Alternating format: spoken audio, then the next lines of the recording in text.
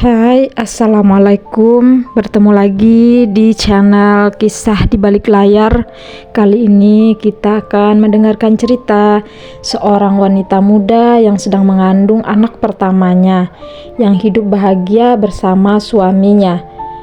Namun rahasia yang disembunyikannya selama 1,5 tahun pun terbongkar.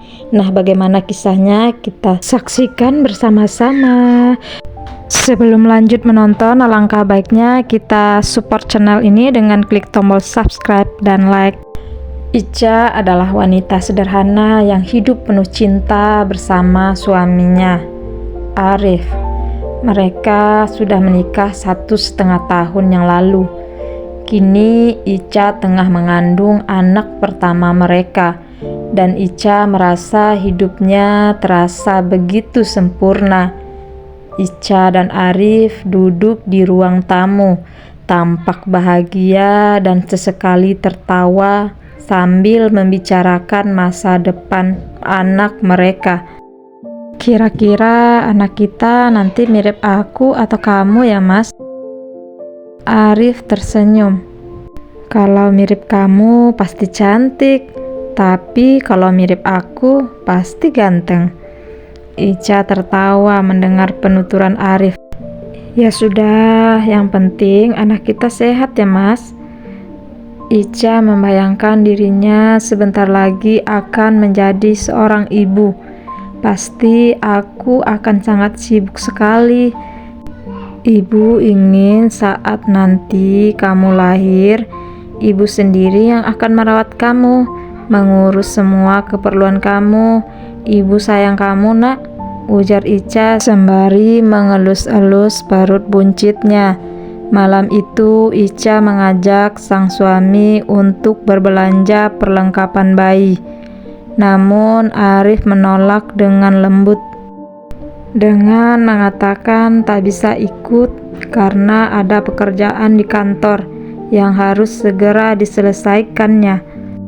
Ica hanya menghela nafas dan mencoba memaklumi pekerjaan suaminya, walaupun ia sangat ingin ditemani oleh suaminya. Keesokan paginya Ica menyiapkan sarapan untuk suaminya. Di meja makan, Arif berpesan pada Ica untuk berhati-hati saat berbelanja nanti. Kalau ada apa-apa langsung hubungi dirinya. Ica mengangguk sambil tersenyum. Saat Ica dan Arif selesai sarapan, HP Ica berbunyi dengan nada yang berbeda. Ternyata setelah dicek, itu adalah alarm pengingat senamnya. Ya, hari ini adalah jadwal Ica senam kehamilan. Yang akhirnya Ica membatalkan rencananya untuk berburu perlengkapan newborn. Arif hanya bisa geleng-geleng kepala. Enggak apa-apa, besok kan masih bisa belanja. Lagian masih ada waktu kok. Kamu kan lahirannya 3 bulan lagi. Iya, Mas. Tapi kamu bisa kan besok antarin aku belanja? Arif menjawab, iya, aku akan usahakan ya. Ica pergi ke tempat senam yang diantar oleh Arif, sekalian berangkat bekerja. Di perjalanan, Ica melihat tukang siomay dan meminta suaminya berhenti sebentar untuk membelinya. Arif memberhentikan mobil dan Ica pun keluar untuk membeli siomay. Di lain sisi ada Nadia yang merupakan istri pertama Arif, yang melewati jalan berbeda setelah mengantarkan anaknya ke sekolah. Tak sengaja ia melihat mobil Arif terparkir di bahu jalan, dan saat ia hendak berhenti untuk memastikan yang dilihatnya itu, ia sudah keburu diklakson oleh mobil lain, membuat Nadia menghentikan niatnya. Namun setelah itu Nadia menghubungi nomor Arif dan tersambung. Arif mengangkat panggilan dari Nadia. Ia menanyakan keberadaan Arif. Arif yang ditanyai seperti itu langsung saja menjawab kalau sebenarnya ia barusan sampai dari luar kota dan langsung ke kantor karena ada rapat penting, jadi tidak bisa langsung ke rumah. Nadia yang tak terima kalau suaminya tak mengabarinya dan malah langsung ke kantor. Nadia yang mengetahui akan hal itu langsung merajuk dan menutup telepon. Jadi Arif selalu berbohong saat mengatakan kalau saat ia pergi ke tempat Ica, ia keluar kota untuk urusan pekerjaan. Begitu juga sebaliknya, Arif juga mengatakan hal yang sama pada Ica. Sebetulnya Nadia sudah mulai curiga dengan sikap Arif yang selalu sering ada urusan kerja di luar kota.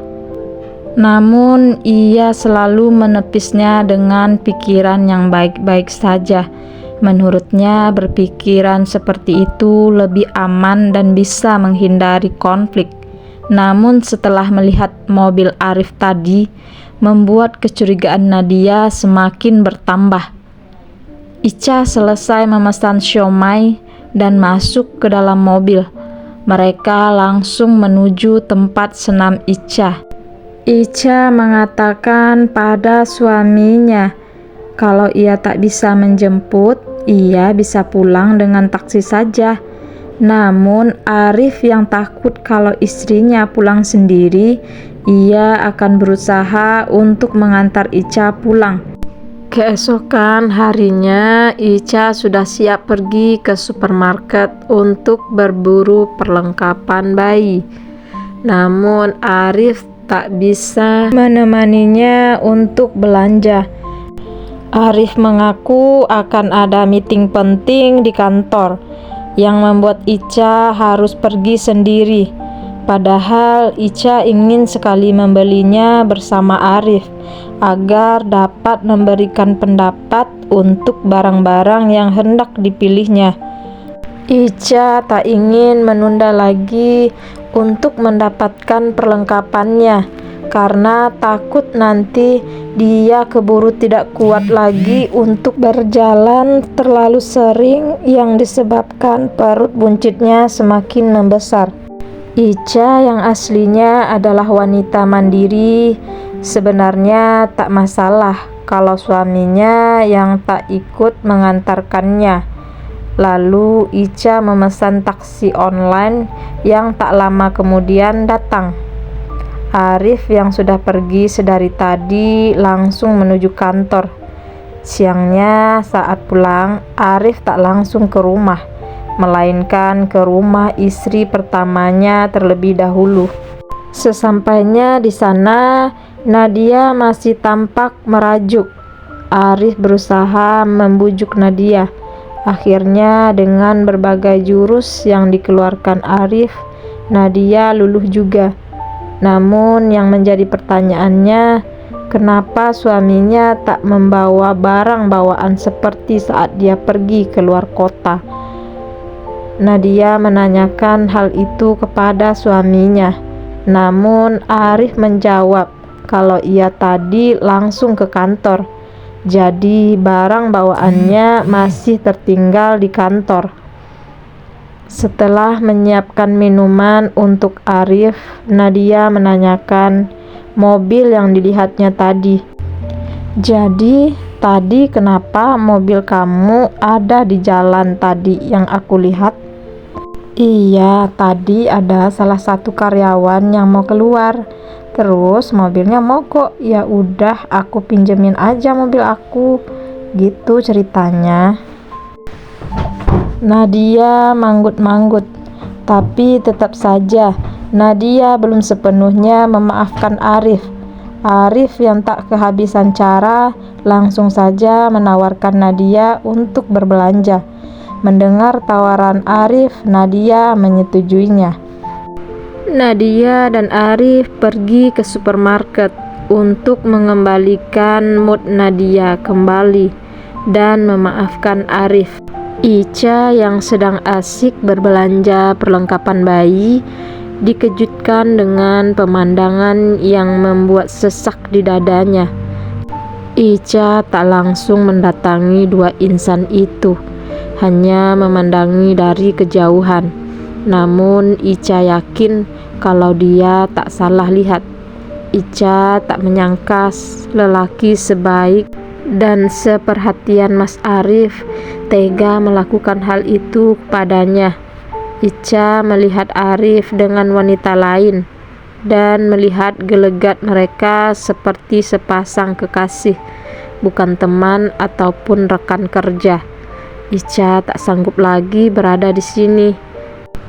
Ica membawa belanjaannya dan pergi, namun pikirannya tak tenang. Ica merasa dia perlu tahu yang sebenarnya. Akhirnya Ica mengurungkan niatnya untuk pergi. Ica berbalik arah dan mendekati Arif dan wanita yang ada bersama Arif, yang sedang sibuk memilih barang yang hendak diambilnya. Ica berusaha bersikap tenang, karena Ica tidak mau kenapa-napa dengan kandungannya. "Permisi." Ica berusaha menyapa dengan santai. Melihat Ica yang berdiri di hadapannya sontak membuat Arif kaget. "Siapa dia, Mas? Kamu bilang tadi nggak bisa temanin aku karena mau ada rapat penting. Tapi kenapa kamu malah ada di sini sekarang bersama wanita ini? Tega kamu, Mas. Aku sedang mengandung anak kamu, Mas." Melihat situasi itu, Nadia pun dibuat syok. Baru saja ia mau memaafkan Arif yang sudah tak jujur padanya. Sekarang sudah ada masalah lain lagi. Langsung saja Nadia menanyakan hal itu pada Arif. Arif dibuat mati kutu di hadapan dua orang wanita. Ia tak tahu harus mulai dari mana untuk menjelaskannya. Di samping itu, Ica yang terus mendesak Arif untuk menjelaskan, memutuskan pergi dengan kata-kata, "Bangsat kamu, Mas." Arif yang merasa sudah tertangkap basah langsung saja menahan Ica dengan menarik tangan Ica dan menjelaskannya kepada Ica dan juga Nadia bahwa mereka adalah istriku. Arif menjelaskan kalau dia menyukai Ica walaupun ia sudah memiliki istri dan juga anak, yang akhirnya memutuskan untuk menikahi Ica. Dari situ Ica tersadar bahwa sebenarnya dialah wanita yang hadir di antara pernikahan Arif dan Nadia. Dialah yang telah merebut Arif dari Nadia. Dia juga yang merusak pernikahan mereka. Nadia yang mendengar penjelasan Arif tak menyangka bahwa kecurigaannya selama ini ternyata benar. Pikiran-pikiran negatif yang berusaha ditepisnya ternyata itulah adanya. "Tega kamu, Mas, melakukan ini padaku," kata Nadia. "Apa salahku, Mas? Aku kurang apa?" Dengan air mata yang tak mampu dibendung lagi, seraya pergi meninggalkan Arif dan belanjaan mereka. "Oh Tuhan, apa yang sudah kulakukan? Kenapa aku tak menyelidiki latar belakang Arif sebelum menerimanya?" Ica berujar dalam hatinya.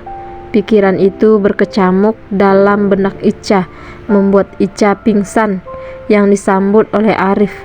Arif segera membawa Ica ke rumah sakit. Tak lama setelah itu Ica siuman dan kondisinya beserta kandungannya baik-baik saja. Arif yang mengkhawatirkan Ica akhirnya bisa bernafas lega mendengar kondisi istri dan calon bayinya baik-baik saja.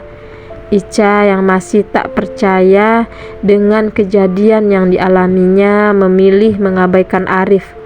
Arif yang mengerti kondisi Ica saat ini hanya bisa duduk terdiam di samping tempat tidur Ica. Ica yang sudah diperbolehkan pulang diantar oleh Arif. Sesampainya di rumah, Ica meminta Arif untuk meninggalkannya sendiri di rumah.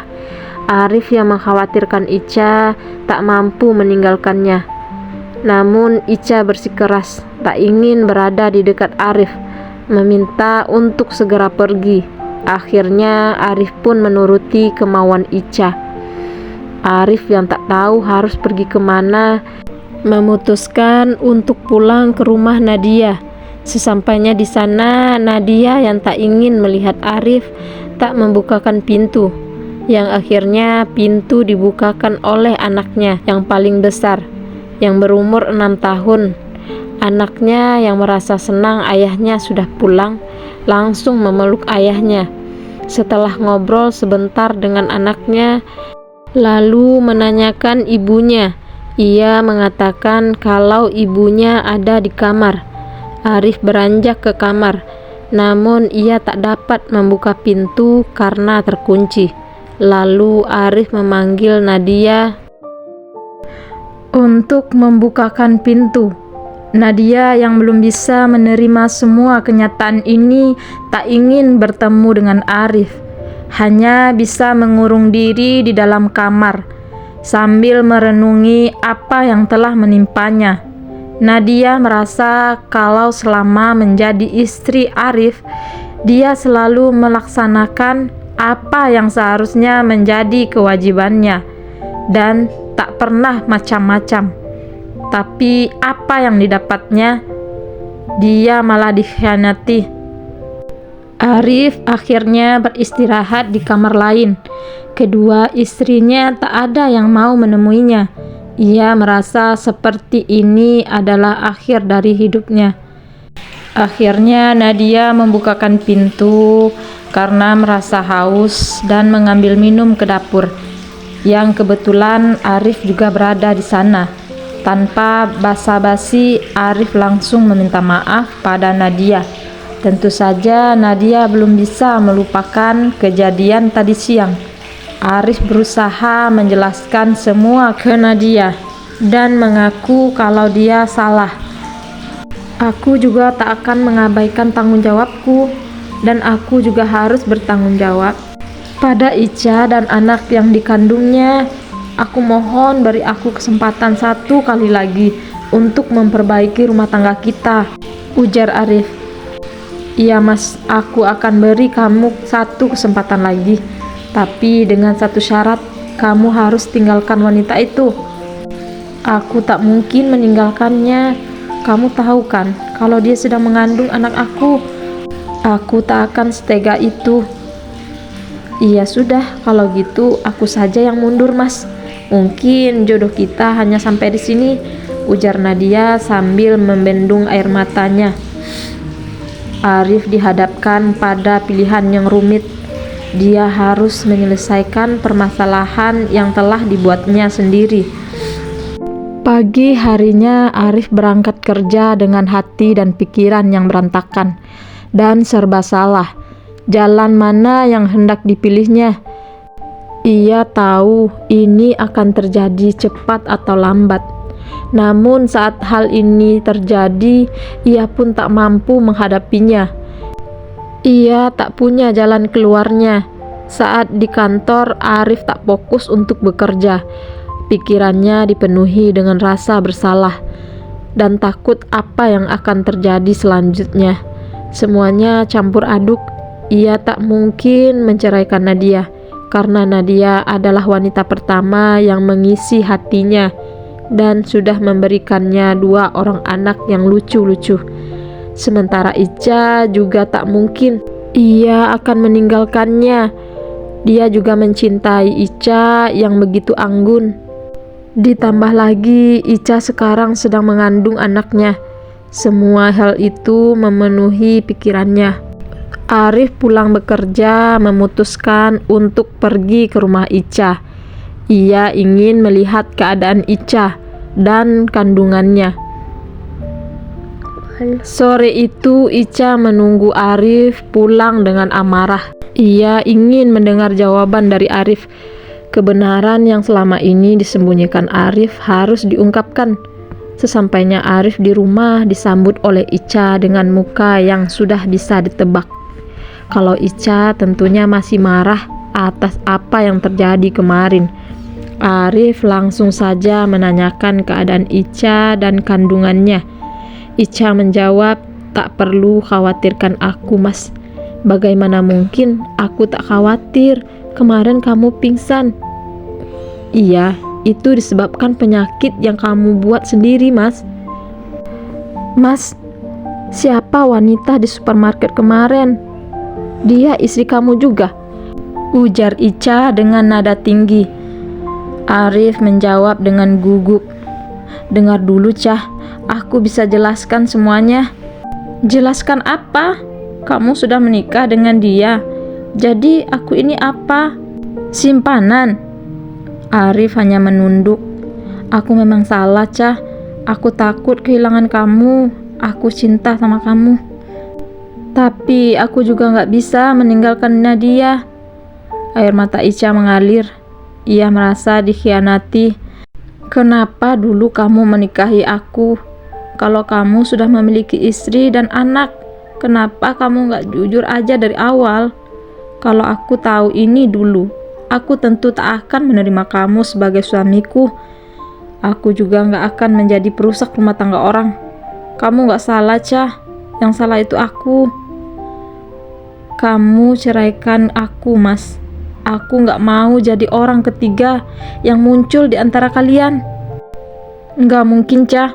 Kamu istri aku, dan kamu juga sekarang sedang mengandung anak kita. Kamu tak perlu pusingkan itu, Mas. Daripada aku harus menjadi bayang-bayang dalam rumah tanggamu, lebih baik kita pisah, Mas. Itulah yang terbaik untuk kita. Aku gak mau jadi pelakor. Jangan, Cah. Aku akan bersikap adil untuk kamu dan Nadia. Tolong maafkan aku, dan kita perbaiki rumah tangga kita kembali dan hidup bahagia." Semuanya begitu mudah terucap oleh Arif, namun tak semudah itu bagi Ica. Ica merupakan wanita baik-baik dan tak akan bisa hidup dengan tenang bersama suami orang. Lebih baik ia meninggalkan kehidupan bersama Arif. Kalaupun ia di posisi Nabila, dia juga tak akan sanggup. Ica kini berada di persimpangan. Meninggalkan Arif berarti ia harus membesarkan anaknya sendirian. Tapi bertahan dengan Arif berarti hidup dalam bayang-bayang wanita lain. Ica berbicara dengan dirinya sendiri di kamar. "Bagaimana ini? Aku gak bisa hidup tanpa dia. Tapi aku juga gak mau jadi orang ketiga." Ica mengusap perutnya yang besar. "Maafkan ibu, Nak. Ibu harus kuat untuk kamu." Ica memikirkan bagaimana nasib anaknya nanti, lahir tanpa memiliki ayah. Namun keputusannya sudah bulat untuk meninggalkan kehidupannya ini. Ia berdoa semoga inilah jalan terbaik. Setelah malam panjang penuh air mata, Ica akhirnya membuat keputusan. Ia akan meninggalkan Arif dengan menuliskan surat dan meletakkannya di atas meja. "Mas, aku gak mau hidup seperti ini. Aku akan pergi. Aku gak tahu bagaimana nanti aku menghadapi semuanya. Tapi aku lebih baik sendiri daripada harus hidup seperti ini. Semua ini sudah terlambat untuk kita bersama. Aku tak ingin menjadi pemisah di antara kalian berdua. Kalaupun bisa untuk kita bersama, aku pun tak bisa hidup dengan berbagi cinta. Maafkan aku, Mas Arif. Wassalam, Ica." Begitulah kira-kira surat yang ditulis oleh Ica untuk Mas Arif. Ica memilih pergi untuk membangun hidup baru bersama anaknya. Dalam kesedihan, ia menemukan kekuatan. Kejujuran adalah fondasi sebuah hubungan, dan ketika itu hilang, cinta pun kehilangan maknanya. Itulah cinta menurut Ica. Setelah menulis surat, Ica langsung berkemas dan bersiap-siap untuk pergi meninggalkan rumah. Dengan berbekal uang sisa transferan Arif tiap bulannya, Ica menggunakan uang itu semaksimal mungkin. Saat ini tujuan Ica hanya satu, mencari rumah kontrakan. Ica menemukan kontrakan yang sesuai dengan uang yang ada. Di rumah ini nanti ia akan melanjutkan hidupnya dan membesarkan anaknya. Juga Ica akan berusaha mencari pekerjaan yang dapat ia lakukan. Arif yang pulang bekerja mendatangi rumah yang ditempati Ica sebelumnya. Namun ia tak menemukan Ica. Hanya ada secari kertas yang berisi surat dari Ica. Arif membaca dan langsung menghubungi Ica. Ica tak menghiraukan panggilan Arif. Arif mencoba mengirimkan pesan pada Ica yang meminta Ica untuk kembali. Lagi-lagi Ica tak menghiraukan pesan dari Arif. Arif yakin Ica tak memiliki uang yang cukup untuk kebutuhannya. Dengan sigap, Arif langsung mentransfer sejumlah uang dengan angka yang lumayan besar. Arif tak ingin mengabaikan tanggung jawabnya. Seenggaknya walaupun Arif telah membohongi Ica, ia adalah lelaki yang bertanggung jawab. Waktu terus bergulir. Sudah 3 bulan berlalu, Arif tak juga menemukan Ica. Ia yakin kalau anaknya telah lahir. Arif mencoba menghubungi Ica. Ica pun sudah berdamai dengan keadaan. Ia tak mau egois dengan memisahkan anak dan ayahnya. Ica mengangkat telepon dari Arif dan bertukar kabar. Ica mengizinkan Arif untuk melihat anaknya dan memberikan alamatnya pada Arif. Ica sudah melahirkan anaknya 1 minggu yang lalu. Dengan biaya persalinan yang masih rutin ditransfer oleh sang suami tiap bulannya, Ica harus menggunakan uang itu karena mengingat kondisinya yang belum memiliki pekerjaan dan sulit untuk diterima bekerja karena kondisinya yang sedang mengandung.